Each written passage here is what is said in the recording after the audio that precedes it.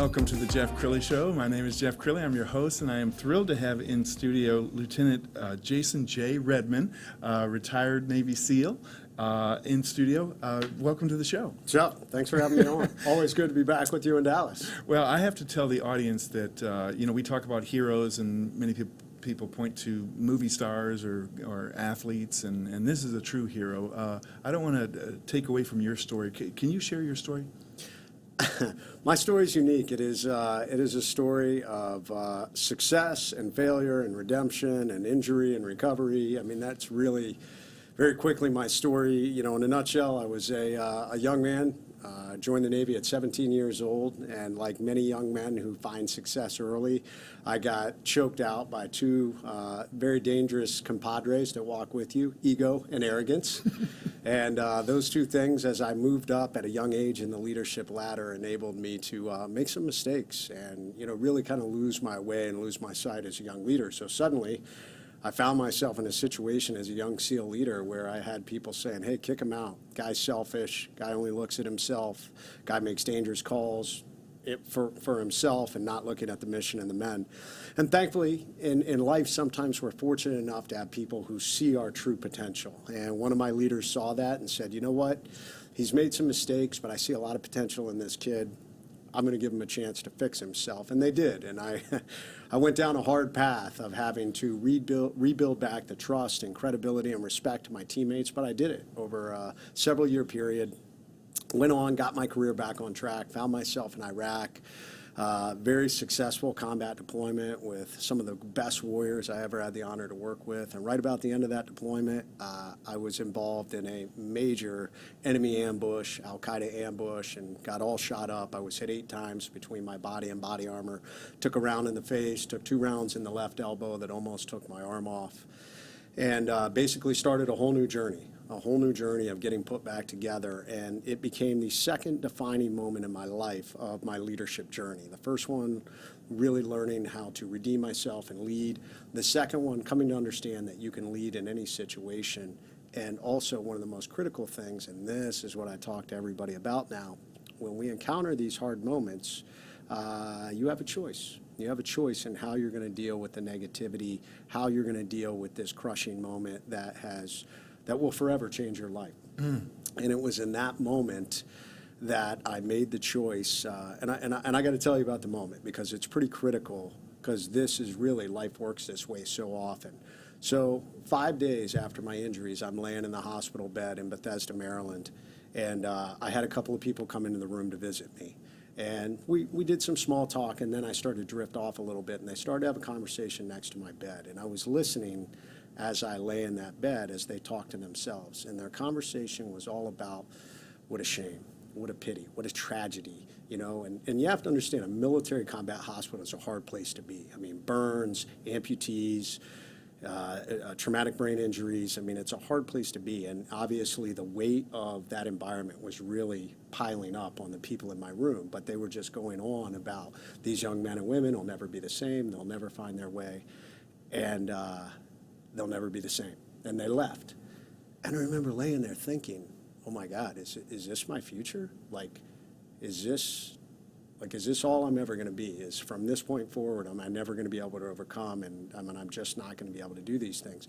And life's so similar. We oftentimes will have these points where we fall down, and people will say, you're never going to be able to drive forward. You're never going to be able to overcome this. And so many people believe it.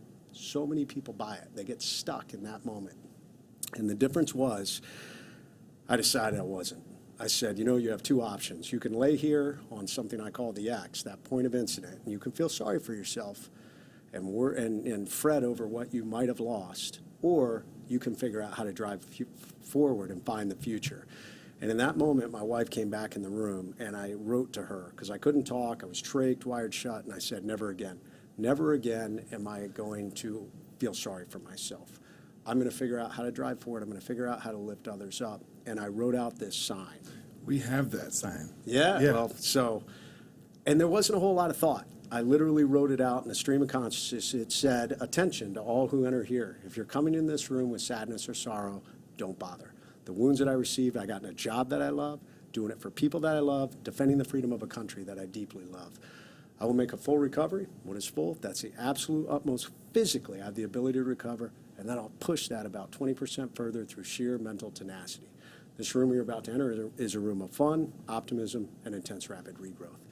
If you're not prepared for that, go elsewhere. And we signed it, the management, because of course, and we put it on the door, and it just took on a life of its own. It went viral. It went viral. It made it all the way to President Bush in the White House. President Bush invited me to the White House several months later after I got out of the hospital, me and my family. And since that day, that's been 12 years now, that sign has probably impacted millions of people. I have had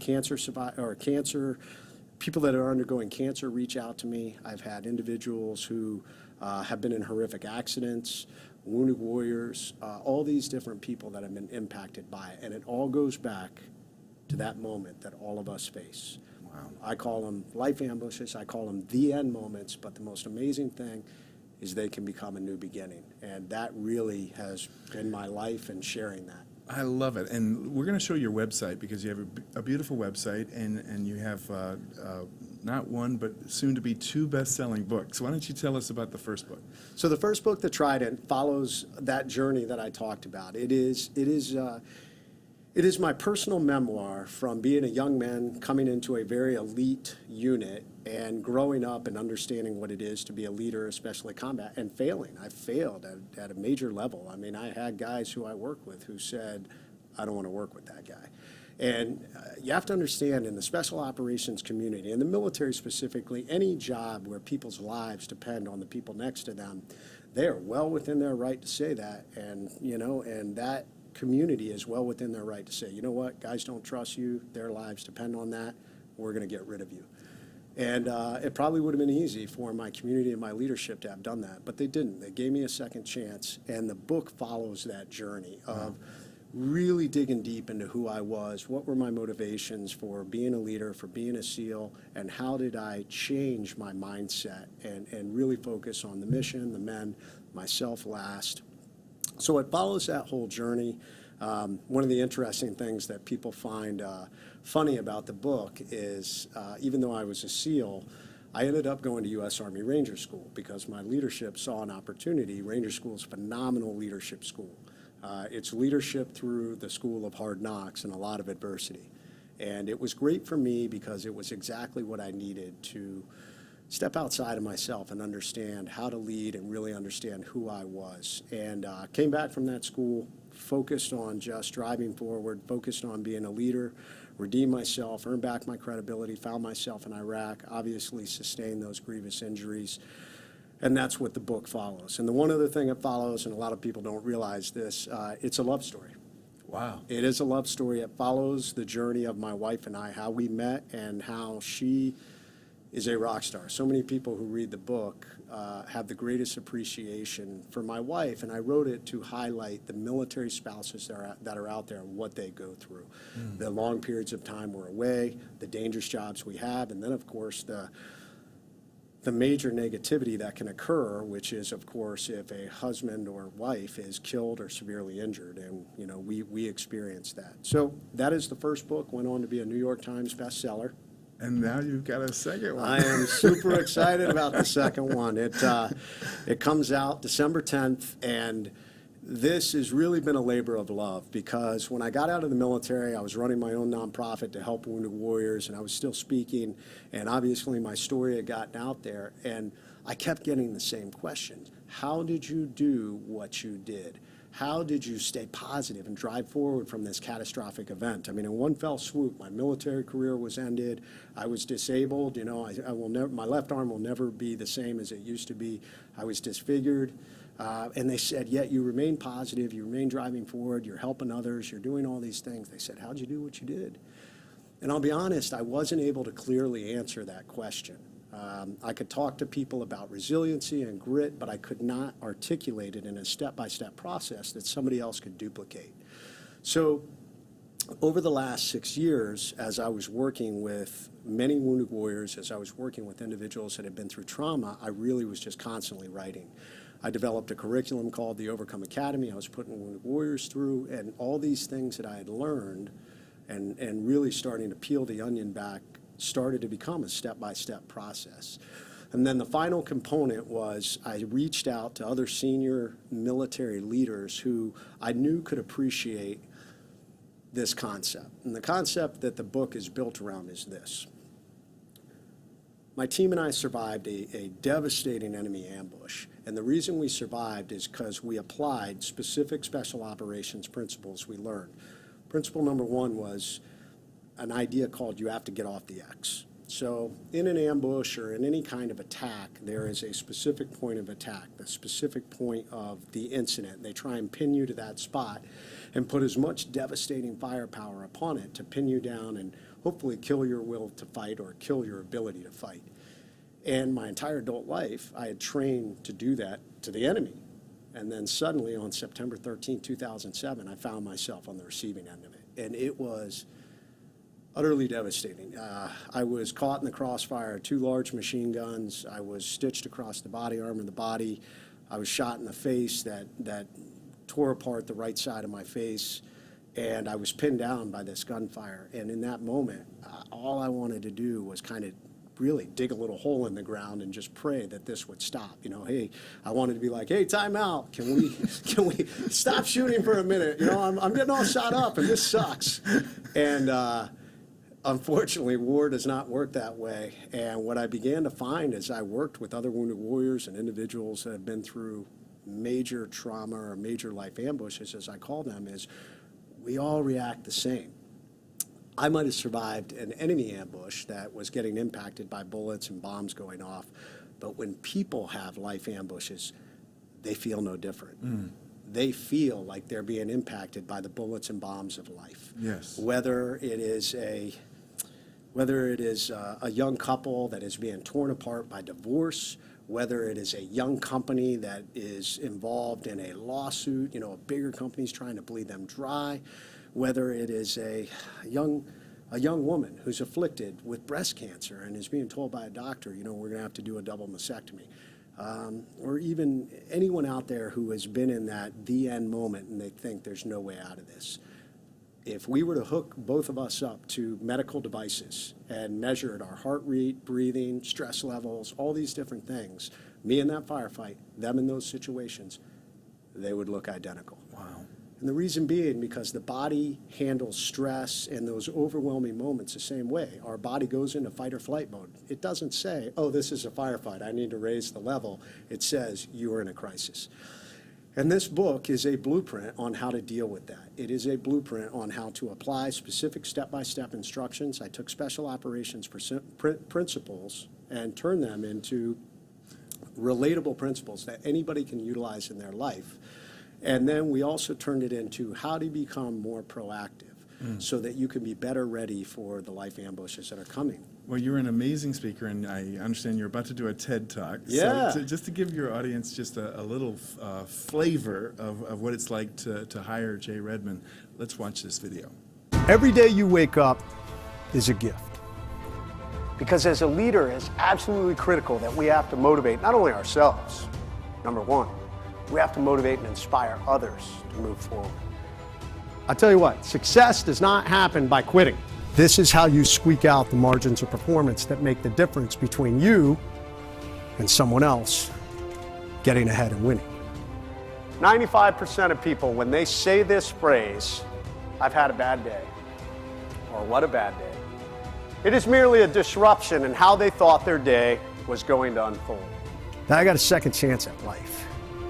Most people, you only get one shot. You get one shot to go through this life and make the most of it. And most people take it for granted. The question you need to ask yourself as a leader is this: do people follow you because they want to or because they have to? And for most of us, if we look at it with perspective, it can make us better. It can motivate and inspire others to greatness. Hope is an ember. It is an ember that you can put gasoline on and blow it into a raging inferno. That is hope. Hope enables the overcome mindset. And you can lead from any situation, whether it's a hospital bed, whether it's in this room, whether it's out there on the streets or on the battlefield. because it's your attitude that will determine the outcome. Any wall or door or obstacle that you find in your path, you will get through it. You will either go over it, under it, around it, or you will destructively go through it. But no matter what, you will get to the other side. This is the essence of the overcome mindset. You know, everybody's heard that phrase, well, you got to carry your weight. Well, in BUDS, Basic Underwater Demolition SEAL Training, there's no truer statement than that right there when it leads to teamwork. We can never go back and change the past. All we can do is shape our futures. People who survive, people who squeak out those margins of performance to be better, they're the ones that get off the X the fastest. They're the ones that recognize in order to survive, in order to be better, in order to drive forward and shape your future, you have to get off the X as quickly as possible. People out there who will get to the end of their lives and say, I wanted to do that, but I was too afraid and never went after it. And you will go off into the great unknown wondering, what if I had? The only thing stopping you from accomplishing greatness in your life is you. Wow. I have to ask you this question because it seems like when you're a motivational speaker, you can't have a bad day, can you? I mean, do you ever get depressed?